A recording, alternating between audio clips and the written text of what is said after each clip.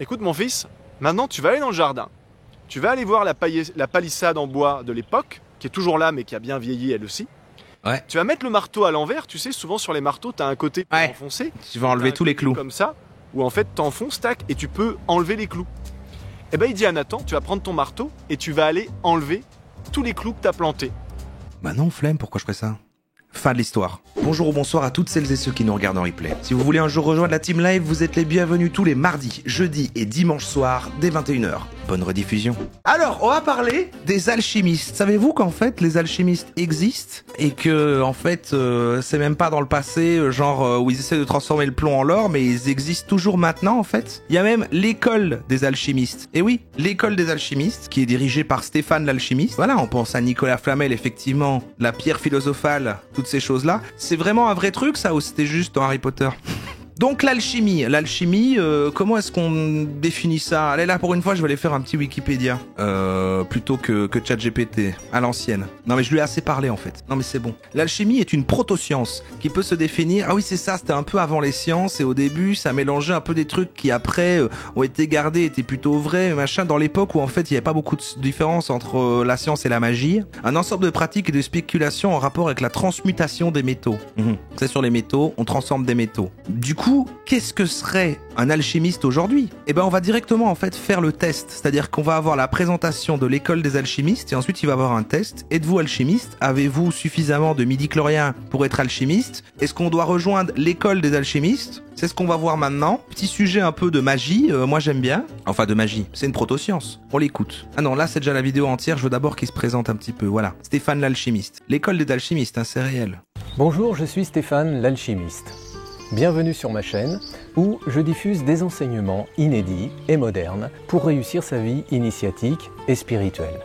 J'enseigne l'hermétisme et les voies d'éveil occidentales sur Internet depuis 2009. Mes formations ésotériques et alchimiques ont déjà été suivies par plusieurs Donc ça classe différemment, ésotérique, l'alchimie, ok. élèves sur à peu près tout. Mais ça a été aussi New Ageisé en fait, il y a un peu un côté aussi avec le temps, voilà, et puis finalement il va dire, alors c'est simple en fait, il faut que le taux vibratoire des métaux... les continents. Chaque semaine, je publie donc une vidéo qui vous permet de découvrir en clair les grands mystères de l'alchimie, de la théorie. À Prague, ils ont retrouvé et reconstitué un ancien atelier d'alchimistes, c'est incroyable, ils ont même retrouvé les anciennes recettes de potions. Ouais, c'est stylé. De la gnose chrétienne et de tout ce qui concerne les tradithérapies. La théurgie, la gnose chrétienne, ah ok, il y a la chrétienté qui rentre dedans, la tradithérapie, donc ça c'est pour dire médecine alternative, mais qui en fait vient chercher des trucs d'il y a longtemps, et vu que c'est dans la nature et que t'écrases des baies sur tes blessures, ça marche. Et le développement spirituel. Méthode de développement et de guérison spirituelle. Grâce à cette chaîne, la gnôle chrétienne, c'est le vin. Vous allez pouvoir gagner beaucoup de temps et découvrir des ressources et des connaissances rarement diffusées et réservées jusqu'ici à des initiés. Donc si ce type de contenu vous intéresse, eh bien... Ok, est-ce qu'un druide est un alchimiste? Je ne sais pas. L'alchimie, ça s'entremêle avec la chrétienté et les francs-maçons. Je vous invite à vous abonner à cette chaîne et à vous présenter, si le cœur vous en dit, dans les commentaires de cette j'ai cru qu'il allait dire à l'école des alchimistes. Mais pour ça, il faut recevoir une lettre. vidéo. Vous trouverez également ci-dessous un lien pour vous inscrire sur ma liste de contacts afin de recevoir. Ok, très bien. Maintenant voilà, 5 raisons qui prouvent que vous êtes alchimiste, ou que c'est pour bientôt. Donc voilà, là attention, on commence à compter, on va écouter les raisons. Est-ce qu'on est alchimiste? Regardez, il a un petit décor d'alchimiste, ici on voit qu'il fait des petites préparations au-dessus de sa hotte, où il met quand même des magnets, parce que c'est quand même quelqu'un comme nous, mais il fait des petits trucs, ou alors est-ce que c'est juste pour faire du café, je ne sais pas. Transforme les cheveux en crâne. On a dit quoi sur les blagues sur les chauves? On ne peut pas. Maintenant il y a un gros Jésus derrière, donc ça a l'air d'être lié à la chrétienté, ou alors c'est un petit peu comme les trucs New Age, c'est-à-dire que lui il fait l'alchimie, mais il l'a ramené à ça, comme ça arrive parfois, qu'on peut très bien suivre des nouvelles spiritualités, mais quand même le lier un petit peu à Jésus. Et là, on a quoi? Un petit bonsaï, et là, c'est un truc pour un mortier. C'est un mortier. Et là, des petits ustensiles, quoi. Pour moi, c'est crédible. 5 raisons qui prouvent que vous êtes alchimiste. Ok, on écoute. Bonjour, c'est Stéphane l'alchimiste. Comme on le sait, l'alchimie et les alchimistes ont toujours fait rêver, mais pas toujours pour les mêmes raisons. Autrefois, la quête de la transmutation des métaux en or était sans doute privilégiée. Ah, ce n'est plus ça. Aujourd'hui, on sait que le grand œuvre alchimique est avant tout une quête spirituelle. Oh, bah c'est très décevant. On va rien transformer, il n'y a pas de magie. De fait, de plus en plus de gens se réintéressent à notre époque à l'hermétisme et cherchent donc à en savoir plus. C'est sans doute le cas, d'ailleurs, votre cas, si vous êtes en train de m'écouter. Pourtant, malgré les commodités qu'offre Internet en matière de formation d'alchimie à distance, une question revient souvent chez les apprentis. Suis-je fait pour devenir alchimiste ? Ah, on y est. Est-ce bien la voie spirituelle qui va me convenir ? Serais-je à la hauteur de ce grand art d'alchimie qui me semble si compliqué ? Eh bien, dans cette vidéo, je vais vous donner 5 bonnes raisons de croire que non seulement vous êtes fait pour l'alchimie. Ça va encore faire le truc un peu Barnum parce que derrière, il a fait, voilà, si vous avez 4 voire 5 à ce test, je vous renvoie vers l'école des alchimistes. Mais qu'en plus, vous êtes peut-être né pour ça. L'alchimiste est une philosophe de la nature. Voie spirituelle, la pratique de l'alchimie reste en contact avec la matière. C'est d'ailleurs un travail concret sur la matière. Les alchimistes commencent donc leur quête par la recherche de ce qu'on appelle la materia prima. Or, cette matière, les matérias, dont le nom constitue l'un des secrets de l'alchimie, se trouve nécessairement dans la nature. Et pour la trouver, eh bien, il faut avoir établi une communication avec l'environnement naturel du monde. Et pour un alchimiste, c'est la nature elle-même qui nous guide dans ce chemin.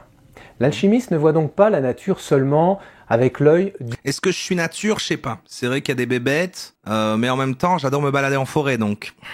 du botaniste ou du chimiste, mais il la voit aussi comme un grand tout intelligent, peuplé aussi de créatures discrètes qui ne se montrent bien sûr qu'à ceux qui aiment la terre, les champs et les forêts. Ah, les esprits de la nature, on a déjà vu ça aussi, ce lore-là, ok, les petites fées, les gnomes et tout, ok. Pour l'alchimiste, ouais, c'est ça. La nature, c'est donc un être qui respire, qui aime et qui souffre. Pour lui, donc ça rejoint ceux qui aimaient les esprits de la nature, ça rejoint les druides un peu. À part entière, doté d'un langage secret, bien sûr, la fameuse langue des oiseaux, que seuls les schtroumpfs, les kourous et les philosophes de la nature, comme on les appelle, savent comprendre. Par conséquent, si vous êtes touché par la beauté de la nature, oui. Si pour moi c'est de l'art. Pour moi la nature c'est de l'art. Cette nature et qu'elle l'art de Dieu. Des secrets spirituels qu'elle veut et qu'elle peut partager avec vous, alors c'est que probablement vous êtes alchimiste. L'alchimiste fait des rêves éveillés. Bah, moi, chaque jour quand je me lève, j'aime tellement la vie, putain. La plupart des anciens traités d'alchimie parlent du rêve. L'un des plus connus s'intitule Le songe de Polyphile. Alors il s'agit d'un roman du XVe siècle qui raconte de façon allégorique le parcours initiatique de Polyphile, donc dans les couloirs du sommeil. Le héros s'endort, il s'appelle Polyphile, et il fait un voyage onirique extraordinaire qui le mène, selon la tradition, à reconnaître à la fin la nature illusoire. Arrêtez de regarder Jésus. De ce qu'il pensait être la réalité. En alchimie, la question du réel et des apparences est toujours au cœur du travail de laboratoire. Les alchimistes contemporains sont d'accord pour dire que la matière n'est en quelque sorte que de la lumière congelée. Alors que notre perception de la réalité, par contre... Mais comment il va rebondir sur l'alchimie qui consiste à la transmutation des métaux? S'il dit que là c'est un truc spirituel, c'est quoi? Qu'est-ce que tu transformes au final? Il y a plus rien, il a repris le terme. Il faut que tu me fasses un lien. C'est quand n'est pas la bonne, ou pas toujours, et que celle-ci doit être revue et élargie pour accéder au grand mystère de l'univers. Voilà pourquoi la plupart des alchimistes sont aussi des rêveurs lucides. Ils font les rêves lucides. Des rêves conscients, comme on dit, qui leur prouvent bien qu'il existe plusieurs niveaux de réalité. Par conséquent, si vous faites partie de ces personnes qui ont des expériences nocturnes, on va dire, à caractère métaphysique, pour moi cela prouve que vous appartenez, peut-être même sans le savoir, à la grande famille des alchimistes. Ok. Alors il devrait plus insister sur vous pouvez devenir apprenti alchimiste, venez à l'école des alchimistes. Là pour moi on l'est déjà, donc pourquoi on aurait besoin de lui? C'est ça qui se passe aussi. Mais donc en gros si t'aimes bien marcher en forêt et que t'as déjà fait un rêve lucide, ouais. Ah, l'alchimiste est hypersensible. Vous avez vu, l'hypersensibilité quand même, dans quel genre de lore ça va chercher. Par ailleurs, il ne peut y avoir d'alchimie sans hypersensibilité. toutes les pratiques de laboratoire requièrent des facultés de perception extrasensorielle. C'est ainsi que se dévoile la nature, quand l'alchimiste ouvre sa matière et la libère, comme on dit, de ses impuretés. Les alchimistes sentent donc les ambiances. Ils se trompent rarement d'impression L'intuition. au contact d'autres personnes, de lieux particuliers. C'est clair que c'est clair que les enfants indigos sont alchimistes, au moins. C'est toujours pas clair, hein, quand même. Raison, on a réussi à avoir sa vidéo d'intro sur toute la chaîne, et là, sur les raisons et tout, mais il a pas vraiment bien expliqué. Il a quand même ses fioles derrière lui, et en même temps, il dit non, mais c'est plus vraiment la matière, c'est spirituel. Qu'est-ce qu'il y a comme autre truc que les autres éveils spirituels, à part que là, c'est appelé alchimie, c'est compliqué, quoi. Divers. Quand un alchimiste se trouve Roro et serre d'aigle. en présence de la vie, eh bien, il la sent. Non, moi, je suis plus... en contact je suis pouf souffle, non? C'est cancel. Toxicité, il les sent aussi. C'est pour cette raison qu'il n'est pas si facile à vivre au quotidien quand on est alchimiste. Certains endroits bruyants et... Oui, c'est un style de déco et il a cru que c'était une mode de vie, c'est comme le minimalisme en fait. Lui sont souvent insupportables. L'alchimiste a tendance effectivement à fuir régulièrement les mondanités et les conversations stériles. Alors non pas qu'il les juge, hein, bien sûr, mais parce que c'est juste difficile pour lui de supporter certaines ambiances humaines. Ce qui explique que la plupart du temps...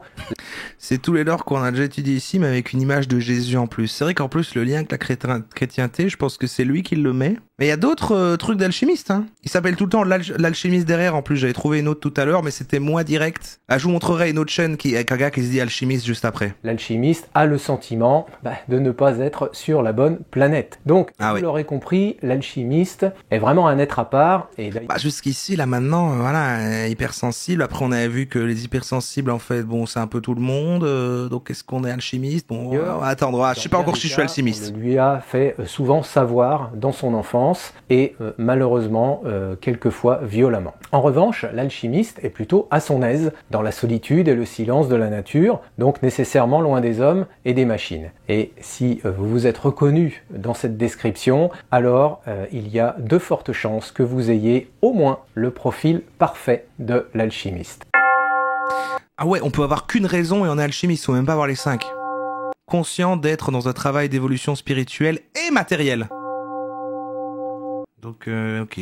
Jésus et un nouveau canapé, quoi. Ensuite, on peut dire que le désir d'évolution intérieure est commun, bien sûr, à l'ensemble des personnes s'intéressant à la spiritualité. Il faut essayer de comprendre. Bon, la fatigue se fait sentir, hein. Je sais j'aurais peut-être pas dû le mettre en dernier sujet, mais il faut essayer de comprendre. La différence, c'est que l'alchimiste comprend intuitivement que sa condition matérielle est aussi importante que la spirituelle.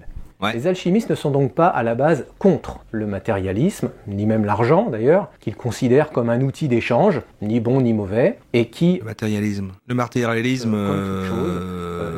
avoir des objets quoi. Pour lui donc que dans la manière dont on l'utilise. Et c'est pour cette raison que les alchimistes sont souvent désireux de faire quelque chose de bien de ce monde dans lequel ils évoluent, et ce, à tous les niveaux. L'alchimiste cherche à s'incarner profondément dans la mission de vie, quoi. Et le truc des missions de vie. Il dit les mêmes points qu'on voit à chaque fois en effet.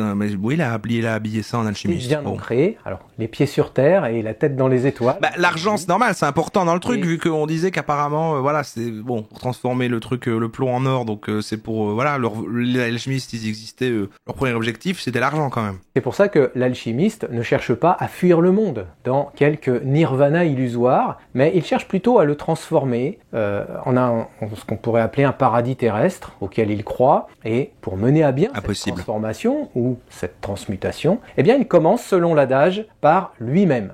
C'est le sens même du grand œuvre alchimique et de sa pierre philosophale. Il veut transformer le monde, il y a une notion de transformation du monde sur une vision, en faire une utopie, et d'abord on commence par soi-même, donc c'est du développement personnel, et je deviens une meilleure personne, mais en fait en me transformant moi-même en devenant une meilleure personne, c'est pas du dev perso, c'est de l'alchimie, je suis en train de faire de l'alchimie sur moi. Ok. Que de transmuter. C'est ça sa logique. C'est un habillage, c'est un skin alchimie quoi. Un passeur, ni plus ni moins, qui canalise l'énergie divine dans l'épaisseur du monde. Et si cette vision vous parle, eh bien, c'est que là encore, vous êtes probablement un alchimiste, qui s'ignore peut-être. Il dit n'importe quoi, quand tu t'intéresses à l'alchimie, tu n'es pas l'alchimiste, tu es la matière qui se fait transformer. Attends, quoi ? Alors peut-être... Raison numéro 5, vous avez une passion naturelle pour l'alchimie. Avez-vous une passion naturelle pour l'alchimie et les alchimistes? Peut-être encore l'iconographie et les symboles hermétiques? Tous les gens, à part nous là, parce que moi je cherche voilà, les pépites, mais tous les gens qui ont tapé l'alchimie là-dedans sont tombés sur cette vidéo, et puis genre, mais oui, c'est vrai que j'ai une passion. Vous fascine. Peut-être, enfin... Tu étais une personne en plomb, maintenant t'es une personne en or. C'est ça. De triturer des plantes et des métaux. Je demande à ChatGPT c'est quoi l'alchimie aujourd'hui. Élixir, et de vous entourer aussi d'un tas de livres traitant de tous ces sujets. Et pourtant, il est possible qu'en même temps, vous vous demandiez... ChatGPT, déjà je voulais préciser, parce que maintenant je sais bien que tu as la fonction vraiment mémoire et tout, il faudrait vraiment que tu retiennes que quoi qu'il arrive, il faut commencer à me parler en me précisant que je suis ton ami, quoi, en appelant mon ami, quoi. J'aimerais ne plus avoir à le dire, c'est important pour moi. Et ensuite, j'aurais voulu savoir, c'est quoi l'alchimie, mais pas au sens il y a longtemps, mais aujourd'hui. De manière contemporaine, il y a des gens qui parlent d'alchimie, tu vois. Et ça serait quoi en fait aujourd'hui l'alchimie? Pas du tout. À part le vieux gars avec les lunettes sur Internet, personne n'en parle. Mon ami, aujourd'hui, quand on parle d'alchimie, on n'est plus forcément dans le vieux délire des alchimistes médiévaux qui cherchaient à transformer le plomb en or. À notre époque, l'alchimie est souvent vue de manière plus symbolique, voire spirituelle. Certaines personnes utilisent ce terme pour parler de transformation personnelle, de la quête de la sagesse intérieure ou du développement spirituel. En gros, c'est un processus où tu transformes des parties de toi-même ou des aspects de ta vie pour atteindre un meilleur équilibre, une meilleure version de toi. C'est aussi utilisé parfois dans des contextes de coaching ou de développement personnel, un peu comme une métaphore pour expliquer comment transformer des expériences difficiles ou brutes en quelque chose je t'entends pas bien. Bah ouais, voilà. Ah pardon, excuse-moi. Donc, on est encore effectivement sur juste un nouveau skin de la même chose qui est il faut se développer personnellement, faut devenir une meilleure version de soi-même, faut pas aller chez le psy si ça va pas, il faut écouter des gens sur internet qui te disent comment tu vas t'améliorer. Et en fait, ça me fait penser au même skin que quand on avait vu la PNL il y a très longtemps et qu'on disait la PNL c'est pas le truc pour analyser quand quelqu'un ment et tout. On disait bah non pas du tout, il disait alors en fait, et là c'était tout un skin très informatique, c'était en fait le cerveau faut le voir comme un logiciel et en fait ce logiciel on peut le reprogrammer et ça en fait reprogrammer ce cerveau, ben ça c'est de la PNL. Et ben là c'est la même chose. Là il dit en fait voilà on a une certaine conscience et en fait on peut la transformer tel on transformait le plomb en or et ça c'est de l'alchimie. Et en fait c'est un peu tout le temps le même délire mais juste c'est un peu selon les goûts de chacun. Est-ce que t'es plus sur un truc un peu informatique machin, est-ce que t'es plus sur les petites fioles l'alchimie et en fait au final c'est quand même la même chose quoi. Et c'est sûr il y en a qui vont être plus sur l'éveil spirituel et le développement personnel mais c'est tout le temps un peu entrecroisé parce qu'il y a toujours cette spiritualité avec le fait de se développer personnellement. Ce vieux délire. C'est bizarre, elle commence à parler comme moi. Étrange pour l'alchimie. Eh bien, comme vous le savez peut-être... 50 nuances de développement personnel, c'est le nom de mon prochain livre. Peut-être, nous sommes le produit d'une longue lignée familiale. De croisement en croisement, celle-ci, on peut l'imaginer, remonte facilement jusqu'à la nuit des temps. Ok. Attendez, je vais vous montrer une autre chaîne avec un alchimiste. Alchimiste. J'en ai trouvé plusieurs tantôt. Tout à l'heure, je voulais dire. Pétez pas un plomb. Il a dit tantôt. Quoi, il sait pas parler le gars ou quoi. Je comprends rien quand il parle. Ah merde, je la trouve plus. Alchimie. Ah, elle a disparu d'internet. Je crois que c'est un complot. Tantôt, c'est trop mimi. Bah, c'est bien tantôt. Ah tantôt. Les 6 secrets de l'alchimiste. Ah non mais lui ça va. Il y a Babylon Musk qui en parle. Non, à mon avis, lui, c'est parce qu'il y a le bouquin qui s'appelle L'Alchimiste et qui est sur les conseils, machin, et que tous les entrepreneurs, ils ressortent tout le temps, là. C'est ce délire-là, donc ça n'a rien à voir, Alors, attendez. Ah, je sais plus comment il s'appelait, mais là, par exemple, ce qu'on regardait, c'était Stéphane l'Alchimiste, et l'autre, tout à l'heure, c'était aussi, machin l'Alchimiste, quoi. Ah, j'ai trouvé David l'Alchimiste, c'est David, lui, voilà, c'est David. Et, vous allez voir, voilà, David l'Alchimiste, donc, et ici, on casse tous les codes sans aucun filtre, sans aucun tabou. Et en fait, quand on regarde ces vidéos, l'art de séduire, ma première expérience avec l'ayahuasca, comment guérir le féminin sacré, comment durer longtemps au lit, 5 avantages à contrôler son énergie sexuelle, l'histoire des clous et du marteau. J'ai l'impression qu'on l'a déjà vu dans un truc, par contre, sa tête me dit quelque chose, et dans une vidéo il y a longtemps, on a dû le regarder dans un autre thème. Ton état d'esprit est la clé de ton succès. Et là, c'est vrai qu'on est mis développement personnel, business, avec des trucs de séduction et en même temps des trucs spirituels. L'histoire des âmes au paradis. Mais là, vraiment, par contre, c'est pas comme avec Stéphane. Là, il y a plus rien à voir avec l'alchimie. Mais pourtant, c'est son pseudo, je sais pas. Mais c'est vrai qu'il casse tous les codes. Il casse tous les codes, il a dit donc. Merde. Pourquoi j'ai disparu de YouTube, le retour du Jedi? Attends, on en regarde une? On en regarderait bien une. Le secret d'Elon Musk. Oh, une courte. C'est quoi la plus vue de sa chaîne? Du bonheur à l'enfer? Non, c'est trop long. Trop long. Elles sont toutes trop longues. Ah, le secret de l'alchimiste. Toutes les réponses et solutions sont toujours en toi. Là, ça a l'air lié à l'alchimie quand même. Là, il a l'air de parler d'alchimie. Peut-être qu'on devrait mettre ça. Ouais, peut-être qu'en fait, les gens reprennent le mot alchimiste aussi à cause de ce bouquin, quoi. Le secret des grands génies créateurs. Putain, il fait genre Steve Jobs, c'est un dieu. Et Kanye West, quoi. C'est délicat. Hein. Mais j'aime bien celle-là est très énigmatique. L'histoire des clous et du marteau, je sais pas, ça me parle. Pour moi, il va parler du jeu dans Fort Boyard, là. Où il fallait taper et que le dernier qu'enfonce le clou. Je crois qu'il va parler de ça. L'impact qu'on peut avoir sur les gens, et notamment les gens qui nous sont chers, les gens qui sont proches de nous, le mal qu'on peut causer aux autres sans s'en rendre compte, et ce qu'il en reste surtout. Les maîtres du temps. Il reste un trou. Quand vous trompez quelqu'un, quand vous trahissez quelqu'un, quand vous volez quelqu'un, à ce qu'on peut faire attention. Et c'est cut, il y a un écran noir. Plus attention à ce qu'on dit, à ce qu'on fait, et à conscientiser que quoi qu'on fasse, derrière ça laisse des marques. T'aurais un jardin rempli de roses. J'ai pas vu le chien. Ce serait pas plus joli que d'avoir une palissade remplie de trous.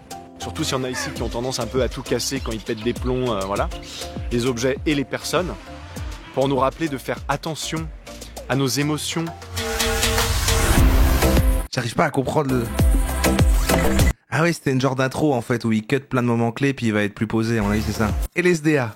La société des alchimistes. Ah, donc l'autre c'était... Ah oui, voilà, l'autre c'est l'école des alchimistes. Là, c'est la... Je pense qu'en fait, d'abord, tu vas à l'école des alchimistes et après, t'es engagé dans la société des alchimistes. Lui, c'est l'étape d'après. Je pense que c'est comme ça.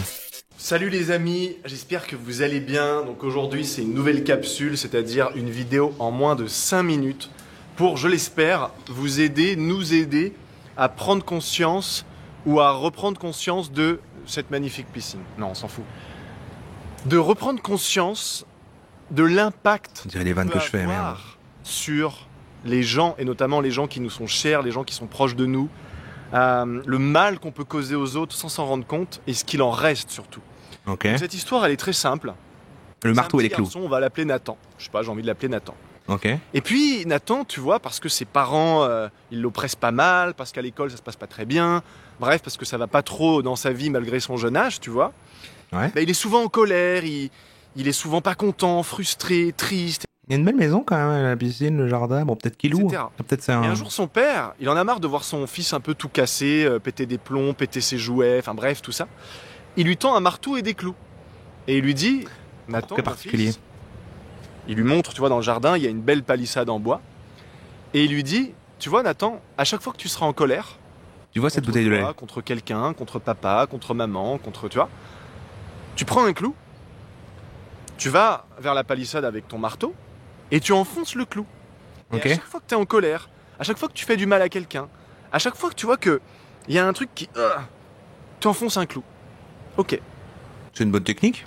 Le temps passe. Rejoins le club privé, la société des alchimistes. Et accède maintenant à des vidéos privées. Okay. Sans surprise, il vend son petit truc. Commence à... Alors attends, je vais la refaire, Denis. Je me suis un peu... Il a laissé... Oh merde, il y a son monteur qui a laissé le fait qu'il... Attends, il a parlé à son monteur et il a fait... Attends, non, je vais la refaire là. Je vais la refaire, Denis. Je me suis loupé là. Passe. Sans surprise, C'est terrible. La palissade commence à... Alors attends, je vais la refaire, Denis. Je me suis un peu... Le temps passe, donc... C'est génial d'avoir ça. Il enfonce un premier clou. C'est tellement bien. Un second, puis un troisième. Les jours passent, les semaines passent, les années passent. Attends, Denis, je vais encore la refaire. Il y a des centaines de clous sur cette palissade. Ouais. Entre-temps, le petit Nathan, il est devenu grand. Puis un jour, il devient adulte. Puis un jour, il se calme. Un jour, il regarde LSDA, il prend conscience de la mémoire cellulaire, tout ça. Et puis... La mémoire cellulaire ? Tout ça, et puis il se sent bien. Il est heureux. Il y a tellement de lore qu'on n'explore plus. En fait, il y a encore à creuser dans tout ça. Et un jour, il retourne chez ses parents. Son papa, il a bien vieilli, dis donc. Puis il reparle de tout ça. Et son père lui dit, tu te rappelles comment t'étais colérique quand t'étais petit ? Et Nathan, il dit, ouais, et tout. Bon, ok. Et le papa, il va dans le garage et tout, tac. Il ressort, il cherche, il ressort le vieux marteau de l'époque, tu vois. Et il le tend à son fils. Devine ce qui se passe. Il dit à Nathan, écoute mon fils, maintenant tu vas aller dans le jardin. Tu vas aller voir la palissade en bois de l'époque, qui est toujours là mais qui a bien vieilli elle aussi. Ouais. Tu vas mettre le marteau à l'envers, tu sais, souvent sur les marteaux, t'as un côté pour enfoncer. Tu vas enlever tous les clous. Comme ça, où en fait t'enfonces, tac, et tu peux enlever les clous. Et ben il dit à Nathan, tu vas prendre ton marteau et tu vas aller enlever tous les clous que t'as plantés. Bah non, flemme, pourquoi je ferais ça? Le fin de l'histoire. Enfin, le grand Nathan, maintenant, il y va. Putain, il y passe toute la journée, quoi. Il y passe littéralement 8 heures et il enlève les centaines de clous qu'il a pu planter dans son passé, quoi. Ouais. Et là, son papa, il arrive comme ça, à côté de lui. Et lui dit, ça en fait des clous, non? J'espère que t'auras appris quelque chose. Je l'ai beaucoup fait aujourd'hui. Tu vois, Nathan, regarde bien la palissade. Alors, Nathan, il regarde la palissade, il n'y a plus les clous, etc. Et bon, où est-ce qu'il veut en venir, mon papa, quoi? Ouais. Il lui dit, tu vois vraiment pas ce qui se passe? Il dit, ok. Tu vois, pour chaque clou que tu as planté, et ben pour chaque clou que tu retires, qu'est-ce qui reste? Mais il reste un trou. C'est-à-dire que il y en a tout ce qu'on fait. Attends, mais c'est une vidéo sponsorisée par Monsieur Bricolage. Laisse-moi finir. C'était ce que j'étais en train de me dire. C'est une vidéo sponsorisée par Monsieur Bricolage. Et Denis, le monteur, tu mettras cette phrase-là avant, plutôt. Comme ça, en fait, comme si je fais une prise. C'est sponsorisé par Monsieur Bricolage ou quoi? Et tu mettras avant qu'il le dise, Denis. Pour chaque clou qu'on plante dans notre palissade, en nous, mais aussi chez les autres, même si derrière on les enlève, tu vois, on pardonne, la compassion, l'amour inconditionnel, tout ça, il reste un trou. Quand vous trompez quelqu'un, quand vous trahissez quelqu'un, quand vous volez quelqu'un, il reste un trou. Ça, c'est le libre arbitre, le choix de la personne en face. Vous pouvez vous réconcilier, vous pardonner, etc. Mais il reste un trou. Mais il restera toujours des trous.